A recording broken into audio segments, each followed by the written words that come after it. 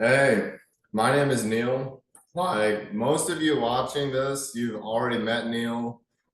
Some of you watching this, you're meeting Neal for the first time. And if that's you, hey, my name is Neal. Neal is my name. Neal's not who I am. Well, all right. So then if you're not your name, then who am I? I'm a child of God the Father. I am a multi-dimensional, infinite spiritual being that's expressing through a human body.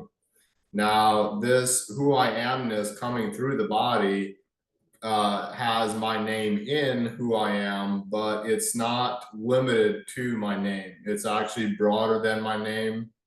Um, and the same I am flowing through Neal's body is the same I am flowing through your body, watching Neal communicate from the space of completion, from the space of wholeness.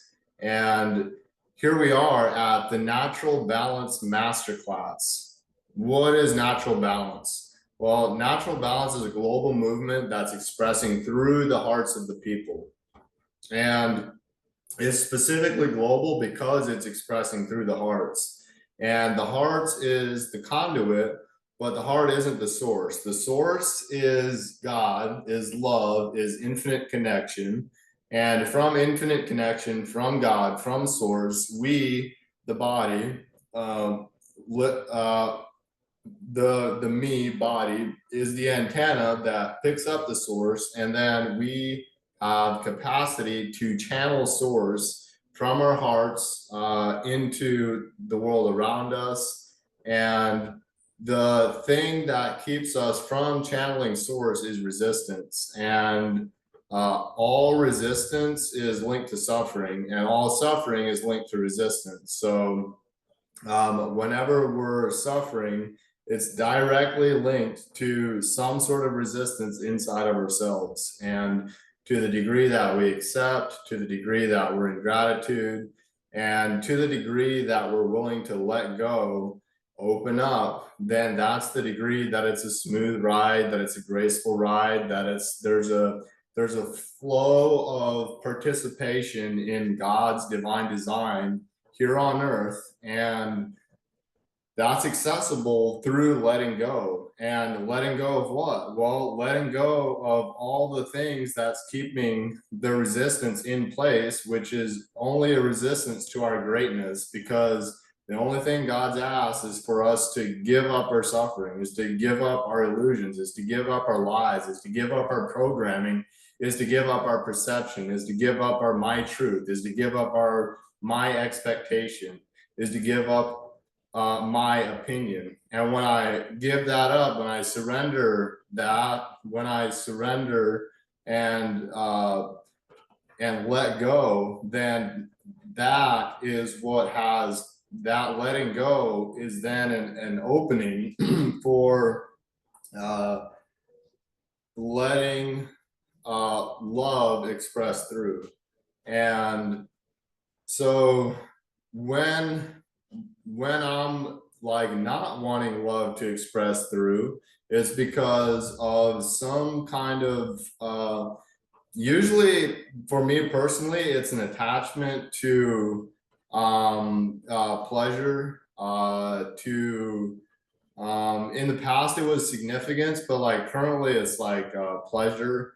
And then it's a resistance to letting go of pleasure. And the thing with pleasure is that it's short-lived, and it's actually what the entire matrix system is built on, is designed on, is these dopamine hits that produce pleasure in the moment but are short-lived. And when these dopamine hits occur, they're short-lived, intentionally, on purpose, and by design, by the designers of the matrix, who call themselves elites but are this minority group who is maybe 50 or 100 people. And then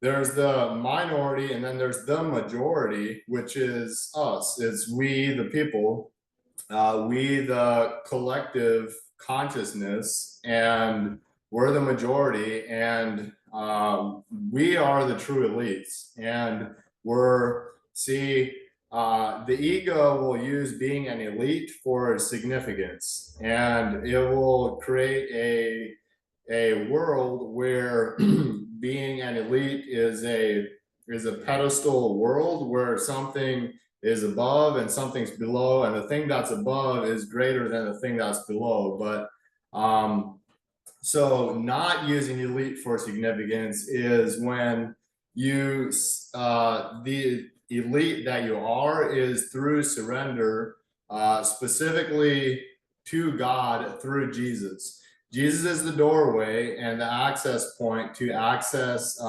divine, to access God.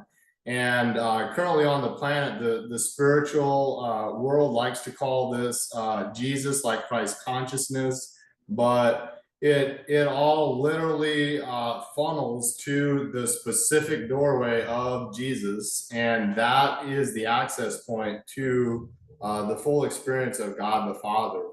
And in my personal journey, how that's come about is, first of all, I knew of Jesus growing up. So Jesus was part of my upbringing. I grew up in a Christian household, and I knew of Jesus and I knew of God. And the God I knew of in my upbringing was, so it was like a man sitting in the sky on a chair overseeing what's going on earth, and then deciding if you're going to hell or if you're going to heaven. And Jesus was just sort of this like son of God and a part of God, but in that, when I was growing up, I didn't see Jesus entirely as being the only access point to having the full experience of heaven.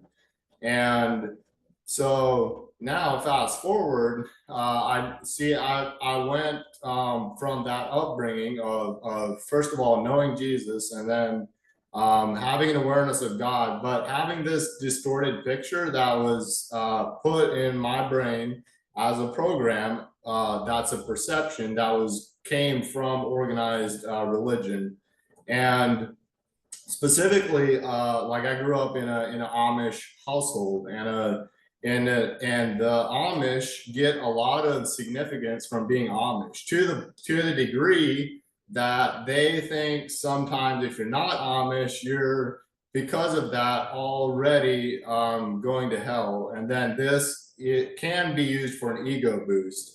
But what happened when I was like around the age of 16 was that I knew of Jesus, I knew of God, but I had a distorted picture and vision of what the actual truth was of proper hierarchy and how the pieces fit together. And so therefore, I was like, you know what, like, I'm aware God exists, but we also have free choice. And so at the age of 16, I chose to go and just do my own thing, to start making my own decisions based on information that I'd received that created perceptions and expectations, which I use to speak opinions and then also generate my truths. And one of my truths was that, all right, Jesus is inside of us. Like literally, when we surrender, he can use our bodies. So it's like, why do we even need Jesus? Why aren't we able to just connect to God directly and not need to go through a medium?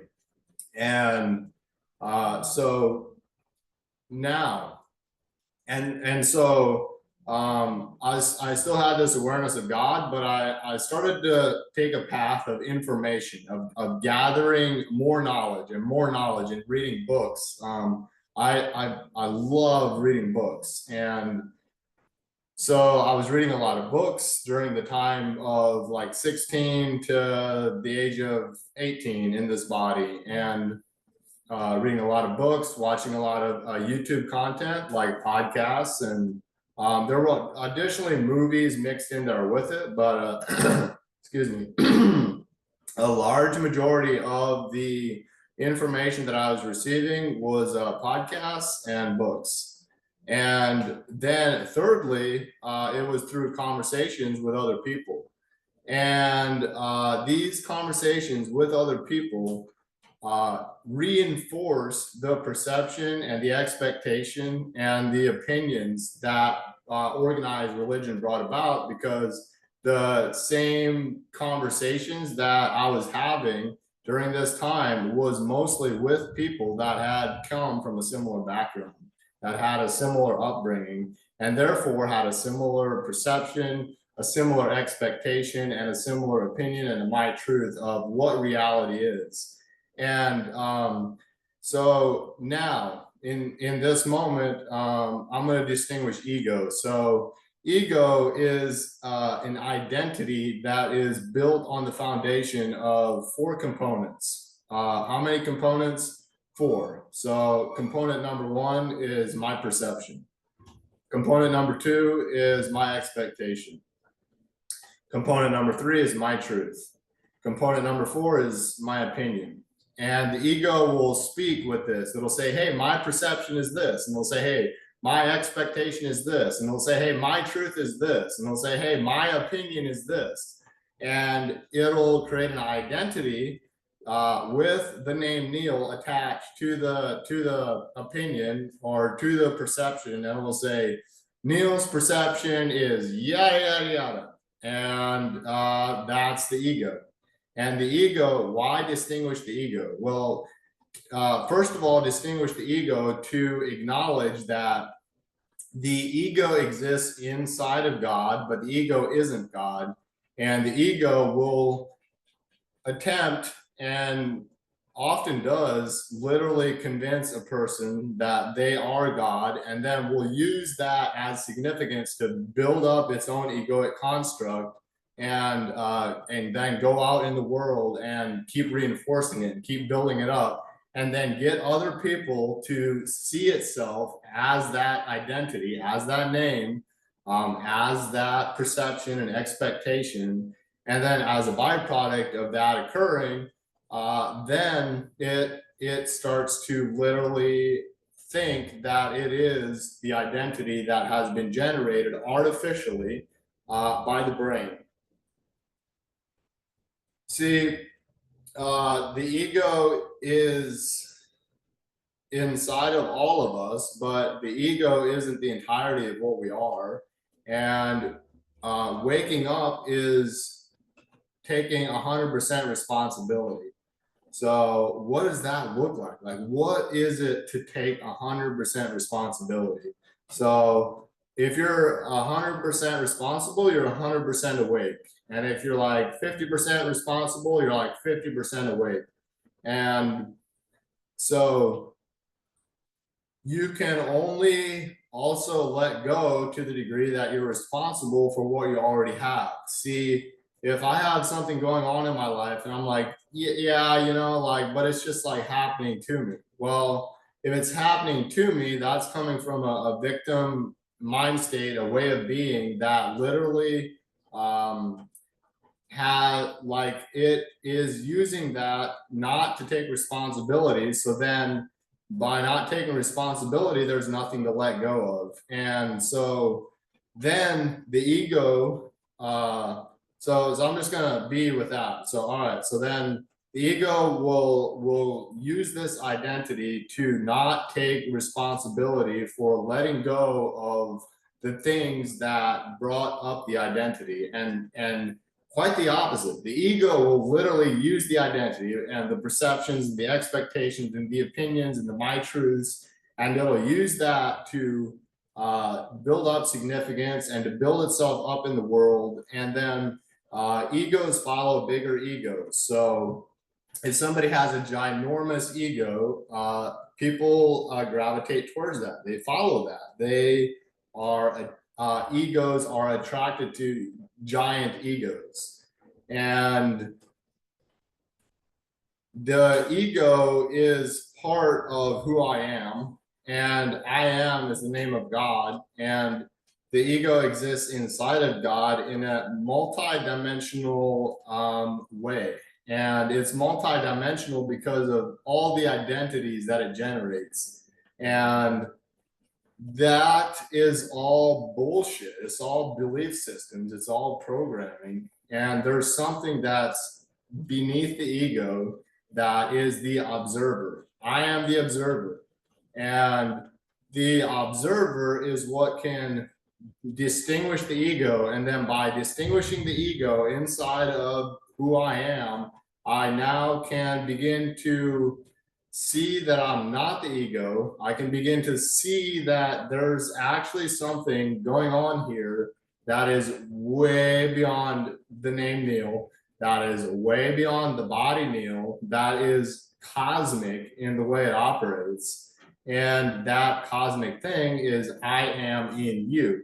And you is an illusion. So it's really so what's the truth? All right, the truth is love, and the truth is oneness, and love is infinite connection. So when we remember the truth, when we remember our infinite connection, then we are tapping into the I am, and the I am has capacity to guide our words, to guide our thoughts, to guide our actions, to when the identity doesn't know when to take a step, the I am source, God, does know when to take a step.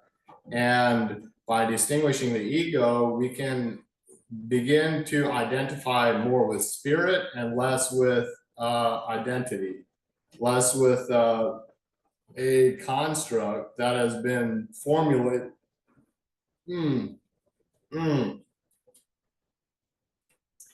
We can begin to identify less with a construct that has been formulated for mostly for significance. And usually it's also the ego is like so me oriented, and the ego just loves control and manipulation. Like that's literally its greatest joy. And spirit, on the other hand, it loves surrender and loves flow and loves authenticity and loves grace. And so when we're 50% responsible, we can only ever channel 50% of the I am that is available to come through us, because we can only let go of what we're already responsible for. So when I now take full responsibility for everything in reality, everything in physical existence, then what happens is, because I've taken full responsibility, like, you know what, God, like I did it. I created this perception. I created this my truth. I created this opinion.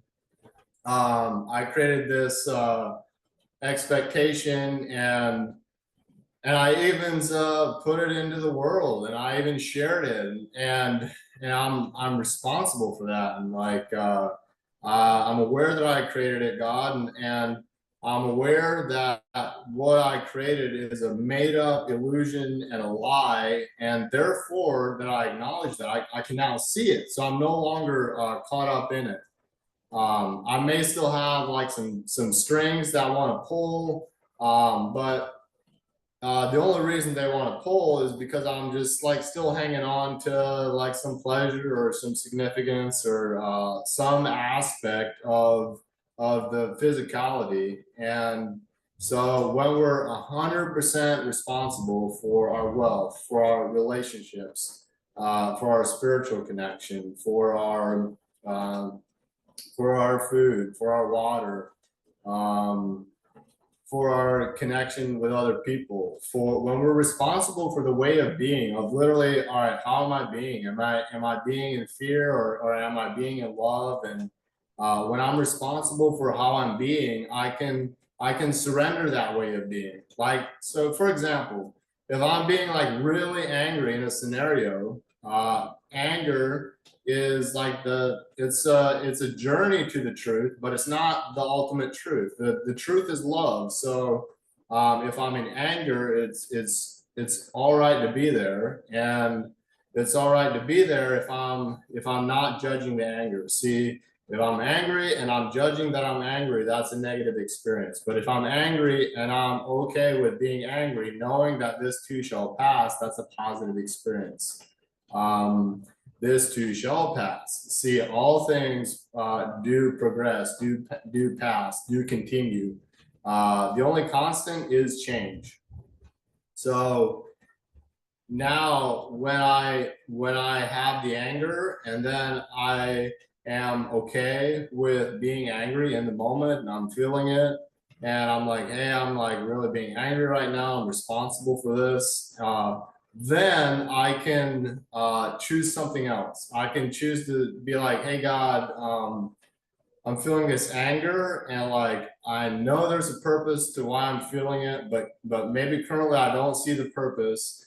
And so would you be willing to assist me in seeing what I don't see? Would you be willing to assist me in hearing what I don't hear?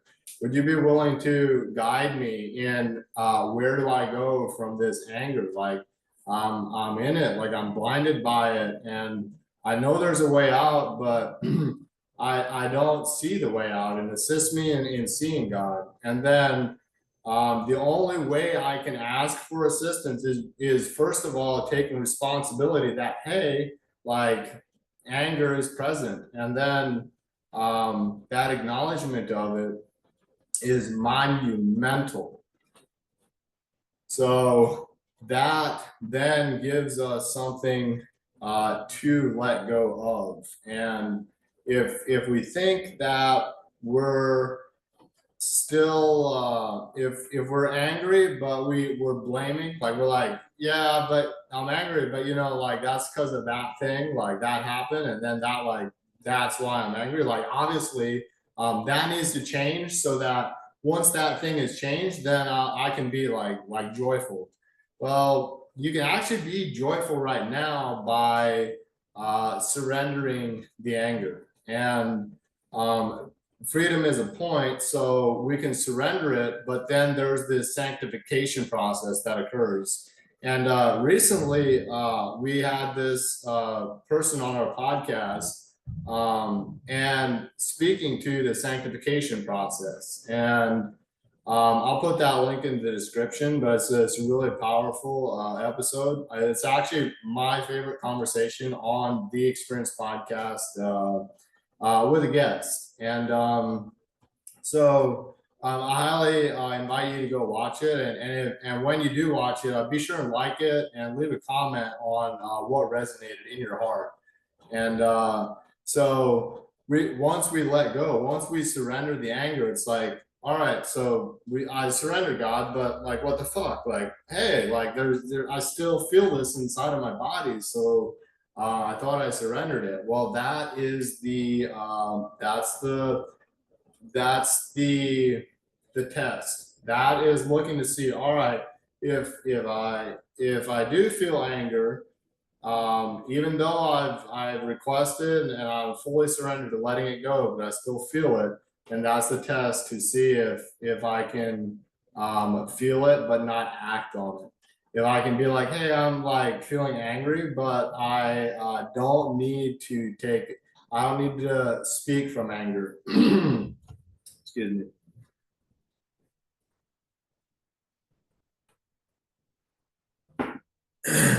I don't need to look from anger. I don't need to take an action from anger. What I can do is feel the anger and just feel it and be with it, with the knowing that a transcendence of what I'm feeling is occurring and is inevitable. Actually, see, this inevitable aspect is key. And so often, I know when I'm feeling something, it sometimes feels like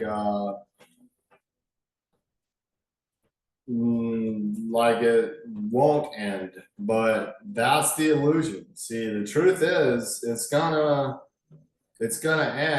end, and ending is also illusionary. See, the only thing that there actually is continuation. So then what happens with the anger is that it either passes through us and doesn't affect us, or it gets transmuted to a higher state of emotion.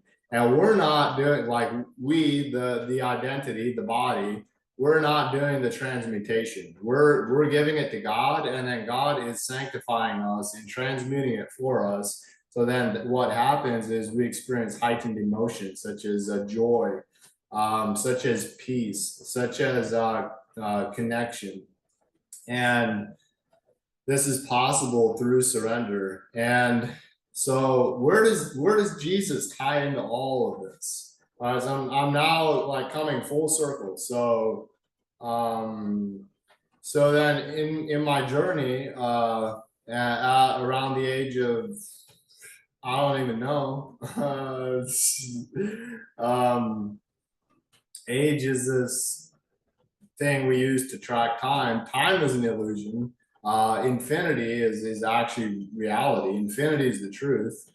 And so approximately when I was like the age of, let's say 18, actually I'm even going to go more than that. Let's say 20, around the age of this body being 20, Neal basically gives his life to God. And not even basically, I fully surrendered my body. I fully surrendered my brain. I fully surrendered my actions, my eyes. I said, hey God, like use this body, because I've tried to use it, and when I've used it, I've been like controlling. I've been a dictator. I've been manipulative. I've been shitty to other people. Not all the time, but it's like when the identity of Neal is running the show, when I know what I'm doing, and then it's in that scenario that the control comes online, the manipulation comes online, the wanting instant gratification like pleasure, or wanting to build up the identity for significance comes in. And so rather than that, I can be like, you know what, like just use this body, God, and direct this focus, direct these eyes, direct my ears, have me hear what I haven't heard yet, have me step where I thought it was impossible to step. And so at that time, I gave my being to God the Father. And that was like, what that looked like was essentially a decision point. And at that time, I had this perception of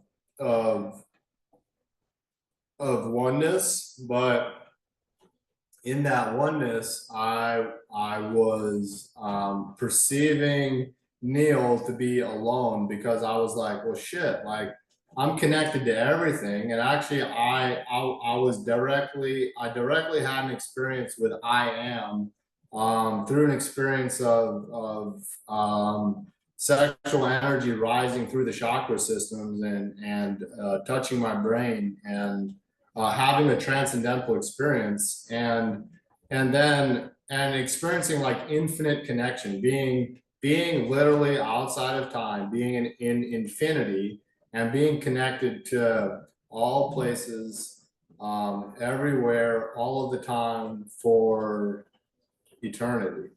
And that lasted for like 10 or 15 minutes, and where I was in this transcendental space, and it was 10 or 15 minutes in time, but in infinity, it was infinity.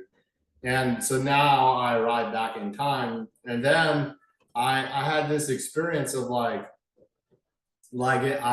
felt so connected, so that it felt lonely. It felt like I would, because it was like the same energy in this body is the same energy in your body, which is the same energy in a plant, which is the same energy in an animal, which is the same energy in any molecule that can be looked at. And so it's all love, literally, and it's all connected, literally. And I was like, I don't have an identity in that. And that is that is the pointless phase of my journey. That's when it was like, that's when I was the nothing and the everything. I let go of my identity. I had the experience of I am, but in the experience of I am, because I didn't have an identity in the I am, it was a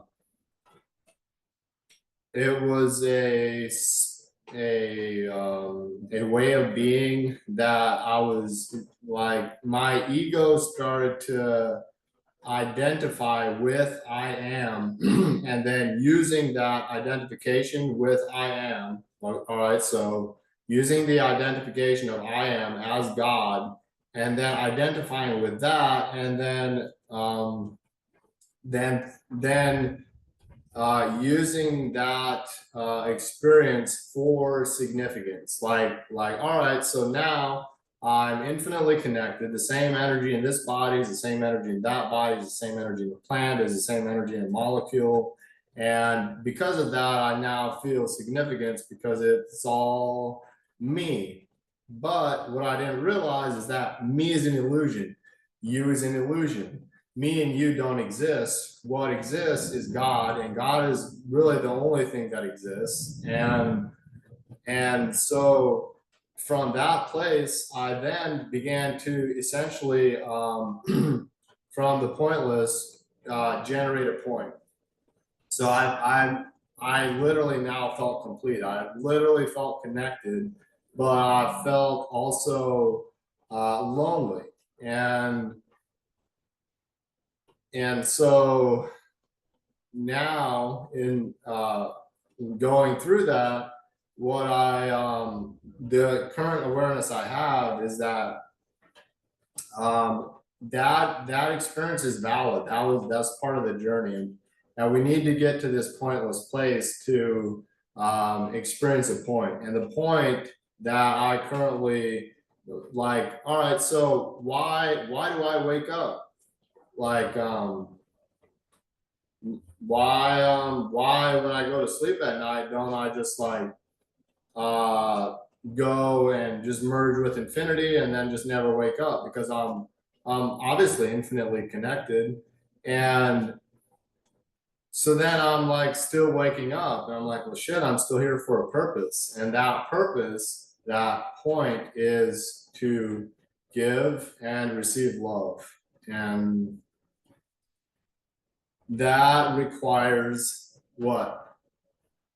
It requires separation. See, when we're infinitely connected in the nothing and the everything, the nothing's actually an illusion. It is just everything, but it's a way I can use words to distinguish what I'm pointing at. And in that space of everything, of being infinitely connected in love for all of eternity, there is what is there to love? Because everything's already connected, everything's already in love. All the molecules are already in communication, in connection. All the plants are connected through the air, through a medium.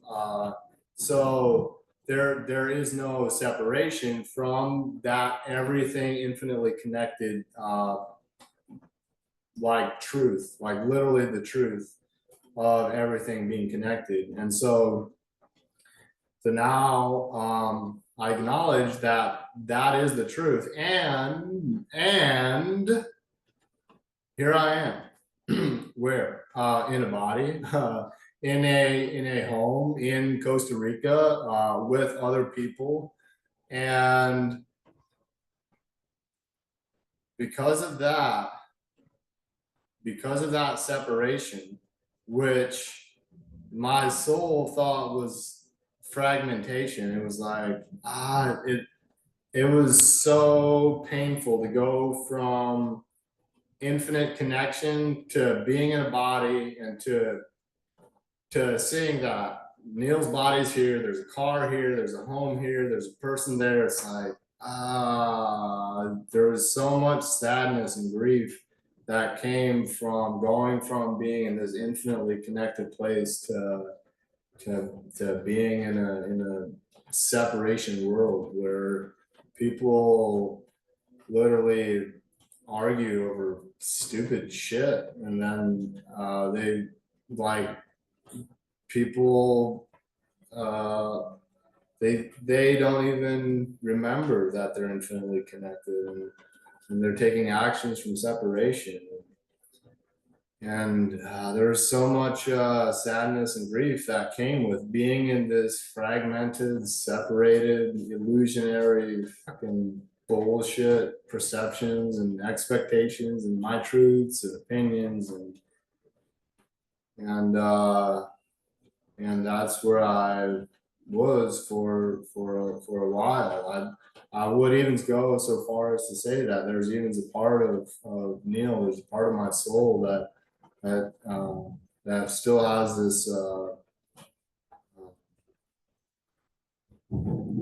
this desire, this longing to be in the full experience of God all the time, to be in the full experience of infinite connection all the time.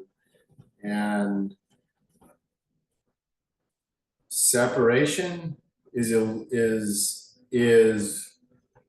what we have the experience of here on earth, so that there's something to give and receive love to.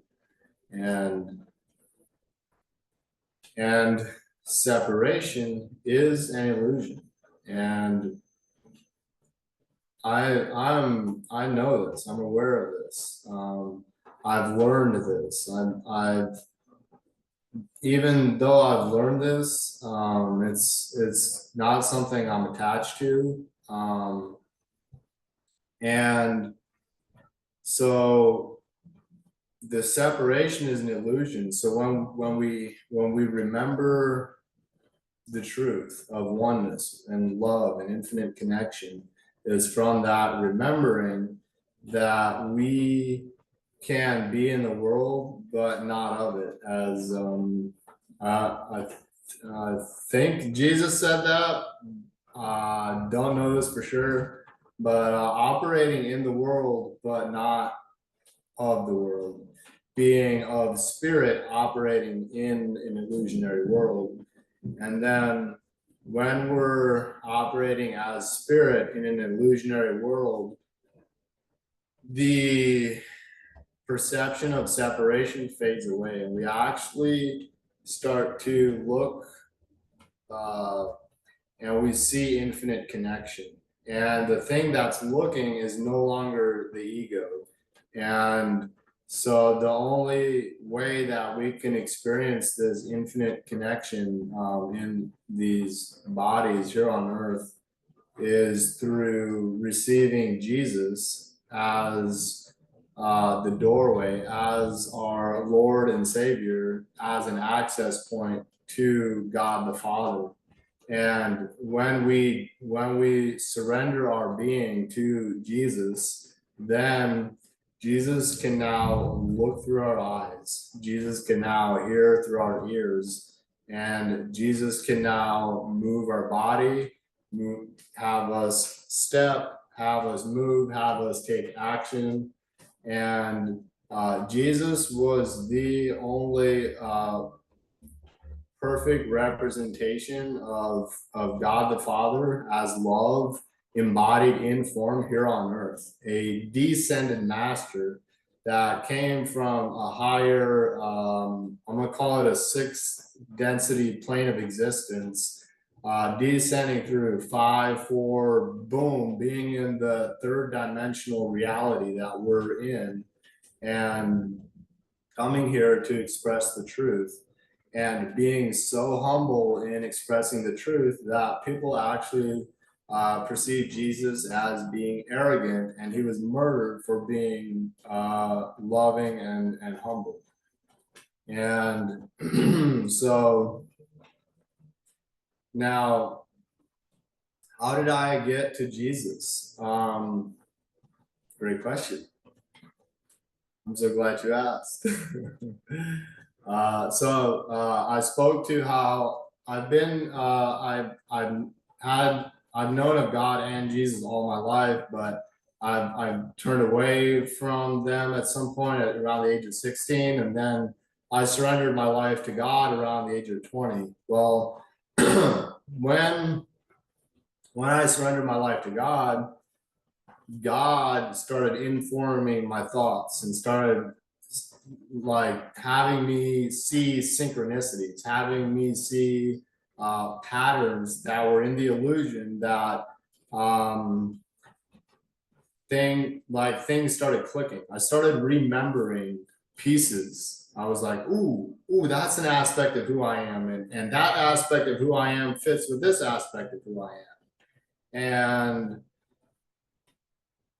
then a preacher came into my life, and actually multiple preachers, and they're saying different things, but they're all of what they're saying, all the routes, all the roads, all the trails are leading to a single doorway of Jesus, which is access to God. And God essentially, I've never been, I hadn't been baptized when I surrendered to God fully. So God then informs me that to be baptized by a preacher and receive Jesus as my Lord and Savior. And I received Jesus because of my surrender to God. And Jesus is the Son of God, and Jesus is God in form. So God was like, yeah, you already surrendered to me, and because you're surrendered to me, like it's now time for you to be baptized, to be sanctified, and to actually to walk the talk, to see as love would see, to hear as love would hear, to speak as love would speak, and to take action as a humble and compassionate, loving being. And so how I received Jesus was through surrender to God. And then once I've now received Jesus, I I have this I received Jesus. So there's this now, because of that, I'm already free. And there's this sanctification process that I'm going through, which is still letting go of some illusions, still letting go of some pleasure, still letting go of hero energy, still letting go of significance. And so I'm here to give and receive love energy while at the same time being sanctified and cleaning up the illusions, the perceptions, the expectations, the my truths, the opinions. That's all being cleaned up inside of Neal. And what's happening in this sanctification process as I'm here on earth is that my capacity in this body to express and receive love is growing and is expanding. And so I received Jesus through surrender to God, and then God informed Neal to be baptized and to receive Jesus. And the ego resisted the shit out of that.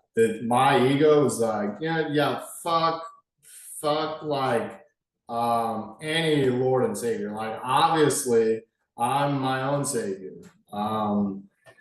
Yes, I am. God is Neal's Savior. It's not Neal. And the ego doesn't want to surrender to something being a savior to it because it thinks it's got it all figured out. And currently, I actually don't have it all figured out, and that's a blessing because I know God's got a plan, and I'm conscious to love and infinite connection, and it's through this that I have faith in speaking.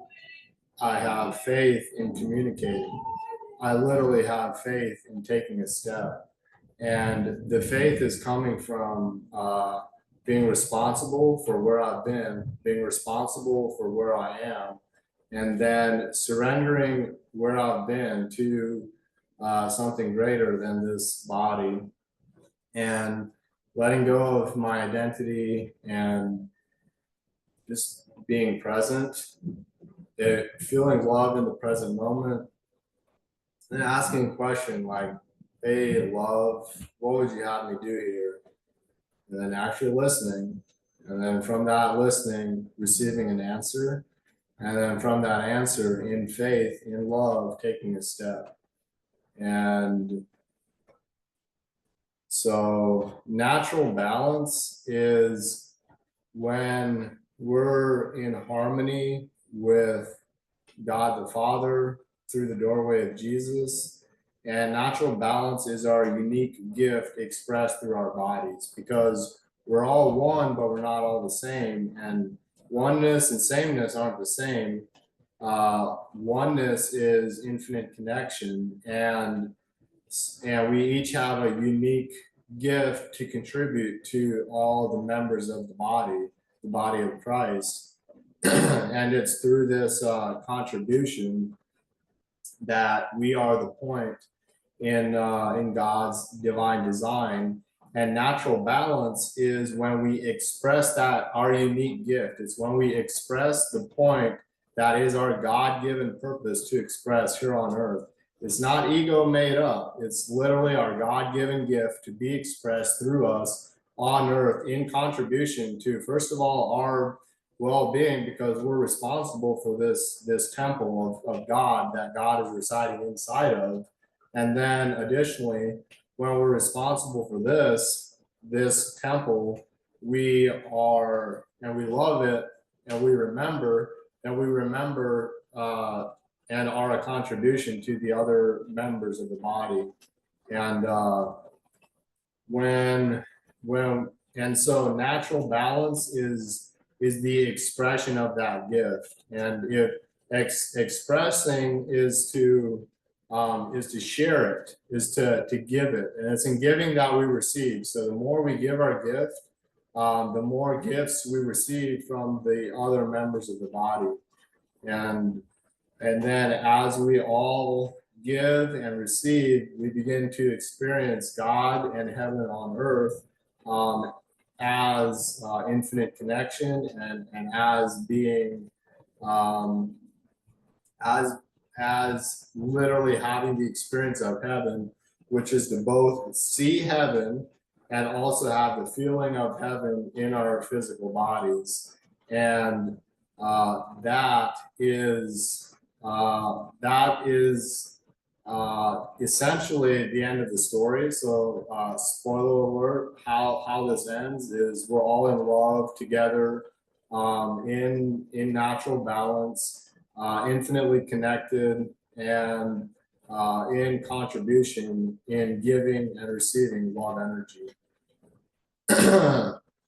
And with that, this concludes this Natural Balance Masterclass. And in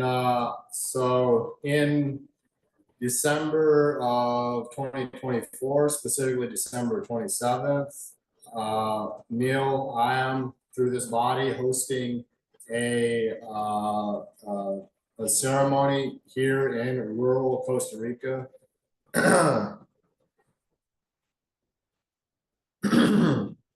This is a physical ceremony. So how this ceremony, which is called the up level ceremony, this is for healers and teachers that have like plateaued and they're ready to go to the next level. They're ready for their next level of surrender and their next level of responsibility. And so the up level ceremony starts on December 27th and it ends on January 2nd. So it's a 7-day event. And for 5 of those days, the first 5 days were food fasting and drinking water during that time, and specifically like Himalayan salt water, so your body actually can absorb the water. And so it's a food fast in silence with a group of maximum 30 people. So that's the cap. So if you want to be at this physical event, it's a minimum $333 donation to attend the up-level ceremony. And the link is in the description. And we're in rural Costa Rica, and it's right at the end of rainy season during that time. Where this is like location-wise, is on a mountain overlooking the town of San Isidro, way in the valley. And then looking in the opposite direction on the mountain, it's looking towards Uvita, Costa Rica, which you can literally see the Pacific Ocean from the top of this mountain. And when it's clear, see, it's so high up that you're literally in clouds and breathing cloud. And it clears up, but there's definitely clouds present. And so the the link to send your donation to Neal is in the description. And by making the $333 donation, that's a minimum donation. So if you want to donate more, if you see value in what I'm bringing, and if you see value in natural balance, and you're like, hey, I want to see more of that in the world, then you can donate as much as you want.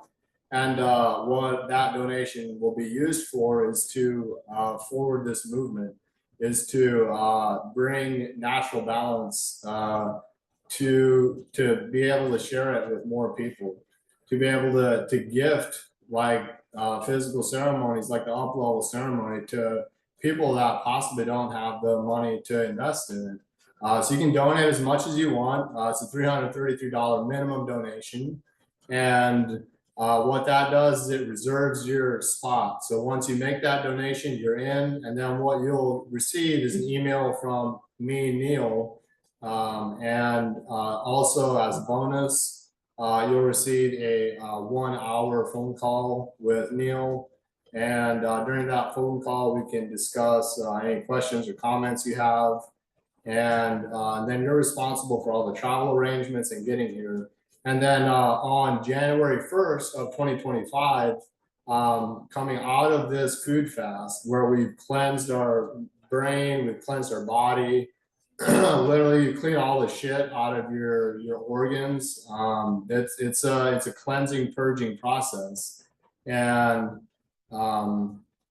then being fully clear, coming out of meditation on January 1st, 2025, we'll finish this fast with organic fruits and vegetables like papayas and mangoes and guanabanas and just an abundance of fresh fruit. And then we have 2 days of conversation and integration and connection and fun and being on the land. And this is on Earthwaking Grace 2 property. If you're wondering the exact location, that's where it's going to be at.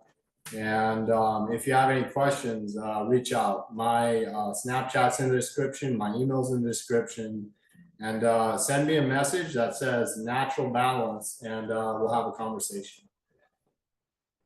With that, I love you. Thank you so much for being here. Thank you so much for your time. And with that, peace.